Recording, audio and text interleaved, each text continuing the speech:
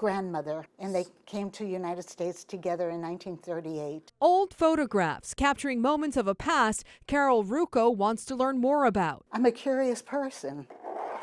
It was that curiosity that led the 77-year-old to order a kit from Ancestry DNA. I was hoping to get something that I didn't know what I didn't know. She says she paid about $79 for the test in August 2017. I did get the kit, sent away the kit after filling out all the paperwork. But Carol says she never received the results. Months later, when she came across this old bank statement showing her purchase, it got her wondering what happened.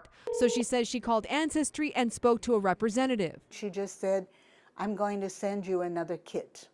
And I said, "That's fine, no charge," and followed the instructions, registered that, and again, heard nothing. She reached out to us this year, hoping we could help her track down her results. Whatever information that I paid for, I'd like to have. Ancestry DNA confirmed Carol's results had been processed and told us they sent her an email August 9th of last year, letting her know her results were ready to view.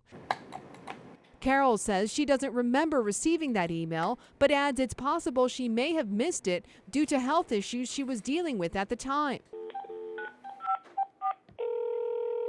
Still, she called the number we shared with her and says an Ancestry DNA customer service rep walked her through accessing her account, allowing her to see the results she'd been waiting for. Carol says her results didn't necessarily surprise her. They found that she was 99% European Jewish and had less than 1% from Northern Africa in her Ancestry profile. Now, Ancestry DNA told us results are not sent through email. They only send a notification letting you know they're available to view in your account.